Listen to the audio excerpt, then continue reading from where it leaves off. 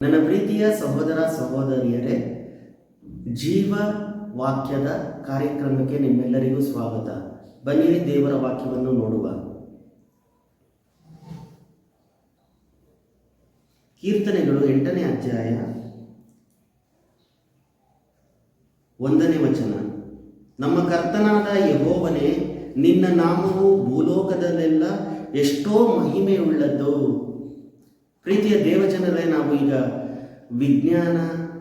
ವಿಜ್ಞಾನಿಗಳು ಈಗ ಒಂದು ವಿಡಿಯೋದಲ್ಲಿ ನಾವು ನೋಡಿದ್ದೇವೆ, ನಮ್ಮ ಒಂದು ಸೌರಮಂಡಲದಲ್ಲಿ ಗ್ಯಾಲಕ್ಸಿ ಅಂತೀವಿ, ಸಹಸ್ರಾರು ನಕ್ಷತ್ರ ಪುಂಜಗಳಲ್ಲಿ ಯೇಸು ಕ್ರಿಸ್ತನ ಒಂದು ಶಿಲುಬೆಯ ಒಂದು ಚಿಹ್ನೆ ಕಾಣಿಸಿದೆ ನಮ್ಮ ಒಂದು ಗ್ಯಾಲಕ್ಸಿಯಲ್ಲಿ. ಅದನ್ನು ಈಗ ಅವರು ಕಂಡುಹಿಡಿದಿದ್ದಾರೆ. ಅಂದರೆ ಭೂಮಂಡಲದ ಗ್ಯಾಲಕ್ಸಿಯಲ್ಲಿ ದೇವರು ಇರುವಂಥ ಒಂದು ಚಿಹ್ನೆಯನ್ನು ನಾವು ನೋಡುತ್ತೇವೆ. ಆಕಾಶ ಮಂಡಲದಲ್ಲಿ ನಿನ್ನ ವೈಭವವನ್ನು ಪ್ರಕಾಶಪಡಿಸಿದ್ದಿ. ನಿನಗೆ ವಿರೋಧವಾಗಿ ನಿಂತು ಮುಯಿ ತೀರಿಸುವ ವೈರಿಗಳ ಬಾಯನ್ನು ಕಟ್ಟುವುದಕ್ಕೋಸ್ಕರ ನೀನು ಬಾಲಕರು ಮತ್ತು ಮೊಲೆಕೂಸುಗಳ ಬಾಯಿಂದ ಬಲವಾದ ಸಾಕ್ಷಿ ಉಂಟಾಗುವಂತೆ ಮಾಡಿದ್ದಿ. ಈ ಒಂದು ಜನರೇಷನ್ನ ನಾವು ನೋಡಬೇಕಾದ್ರೆ ನಮಗಿಂತಲೂ ನಮ್ಮ ಮಕ್ಕಳು ಹೆಚ್ಚು ಬುದ್ಧಿವಂತರಾಗಿದ್ದಾರೆ. ಕೆಲವೊಂದು ಸ್ಥಳಗಳನ್ನು ನಾವು ನೋಡುವಾಗ ಮಕ್ಕಳೇ ತಂದೆ ತಾಯಿಗಳಿಗೆ ಬುದ್ಧಿಯನ್ನು ಹೇಳುವಂಥವ ಮಕ್ಕಳಾಗಿವೆ. ಬಾಲಕರು ಮತ್ತು ಮೊಲೆಕೂಸುಗಳ ಬಾಯಿಯಿಂದ ಬಲವಾದ ಸಾಕ್ಷಿ ಉಂಟಾಗುವಂತೆ ಮಾಡಿದ್ದಿ. ಆ ಒಂದು ಮಕ್ಕಳು ಸಹ ನಮಗೆ ಒಂದು ಒಳ್ಳೆಯ ನುಡಿಗಳನ್ನು, ಒಳ್ಳೆಯ ಆಲೋಚನೆಗಳನ್ನು ಹೇಳುವುದಕ್ಕೆ ದೇವರು ಶಕ್ತಗೊಳಿಸಿದ್ದಾರೆ. ನಿನ್ನ ಕೈ ಕೆಲಸವಾಗಿರುವ ಆಕಾಶ ಮಂಡಲವನ್ನು ನೀನು ಉಂಟು ಮಾಡಿದ ಚಂದ್ರ ನಕ್ಷತ್ರಗಳನ್ನು ನಾನು ನೋಡುವಾಗ ಮನುಷ್ಯನು ಎಷ್ಟು ಮಾತ್ರದವನು, ಅವನನ್ನು ನೀನು ಯಾಕೆ ನೆನೆಸಬೇಕು? ಮಾನವನು ಎಷ್ಟರವನು, ಅವನಲ್ಲಿ ಯಾಕೆ ಲಕ್ಷ್ಯವಿಡಬೇಕು ಎಂಬುದಾಗಿ ಇಲ್ಲಿ ಒಂದು ಪ್ರಶ್ನೆಯನ್ನು ದಾವೀದನು ತನ್ನ ಮನಸ್ಸಿನಲ್ಲಿ ಮಾಡಿಕೊಳ್ತಾ ಇದ್ದಾನೆ. ನಾವು ಅಂತರಿಕ್ಷದಿಂದ ನಮ್ಮ ಭೂಮಿಯನ್ನು ನೋಡುವುದಾದರೆ ಮನುಷ್ಯರು ಒಂದು ಧೂಳಿನ ಕಣಕ್ಕಿಂತಲೂ ಸಣ್ಣದಾಗಿ ಕಾಣುವಂಥವರಾಗಿದ್ದಾರೆ. ಮಾನವನು ಎಷ್ಟರವನು, ಅವನಲ್ಲಿ ಯಾಕೆ ಲಕ್ಷ್ಯವಿಡಬೇಕು ಎಂಬುದಾಗಿ ದಾವೀದನು ಹೇಳುವವನಾಗಿದ್ದಾನೆ. ಮನುಷ್ಯನು ಒಂದು ಧೂಳು ಕಣಕ್ಕೆ ಸಮನಾಗಿದ್ದಾನೆ ದೇವರ ದೃಷ್ಟಿಯಲ್ಲಿ.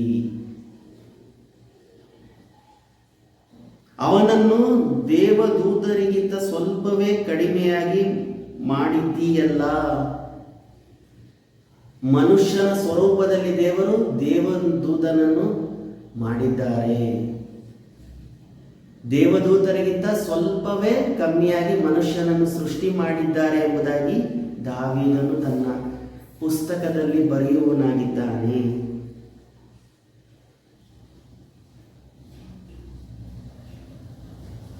ಆದ್ದರಿಂದ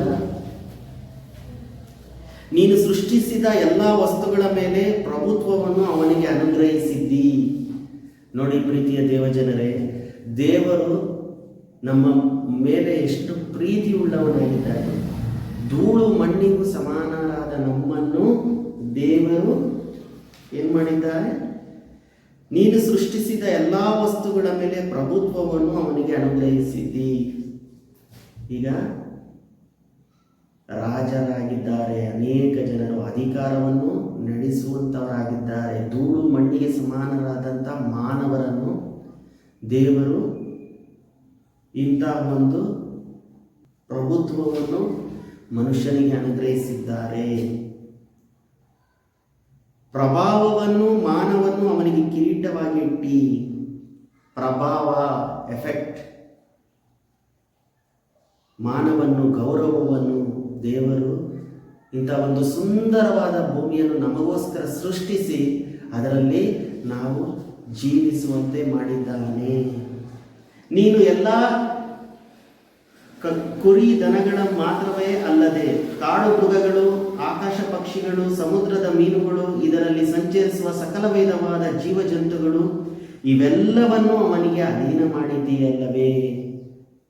ಯಾವುದೇ ಒಂದು ಪ್ರಾಣಿ, ಮೃಗ, ಪಕ್ಷಿ, ಮೀನು ಇವುಗಳನ್ನು ಮನುಷ್ಯನು ಅಧೀನ ಮಾಡಿದ್ದಾನೆ. ಮನುಷ್ಯನಿಗೆ ಹೆಚ್ಚಾದಂಥ ಗೌರವವನ್ನು ದೇವರು ಕೊಟ್ಟಿದ್ದಾರೆ. ನಮ್ಮ ಕರ್ತನಾದ ಯೆಹೋವನೇ, ನಿನ್ನ ನಾಮವು ಭೂಲೋಕದಲ್ಲೆಲ್ಲ ಎಷ್ಟೋ ಮಹಿಮೆಯುಳ್ಳದ್ದು. ಪ್ರೀತಿಯ ದೇವಜನರೇ, ಮನುಷ್ಯನು ಒಂದು ಸಣ್ಣ ಒಂದು ಚಿಟ್ಟೆಯನ್ನು ಮಾಡಲು, ಜೀವ ಕೊಡಲು ಸಾಧ್ಯವಿಲ್ಲ.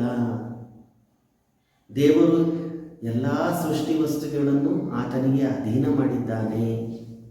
ದೇವರು ಮನುಷ್ಯನನ್ನು ಪ್ರೀತಿಸುವವನಾಗಿದ್ದಾನೆ. ನಾವು ದೇವರನ್ನು ಪ್ರೀತಿಸುವ, ಆತನಿಗೆ ಘನಮಾನ ಮಹಿಮೆಯನ್ನು ಸಲ್ಲಿಸುವ. ಹೀಗಾಗುವಂತೆ ದೇವರಾತ್ಮನು ನಮ್ಮೆಲ್ಲರನ್ನು ಹರಸಿ ಆಶೀರ್ವದಿಸಲೆಂದು ಬೇಡುವವರಾಗಿದ್ದೇವೆ. ಆಮೇಲೆ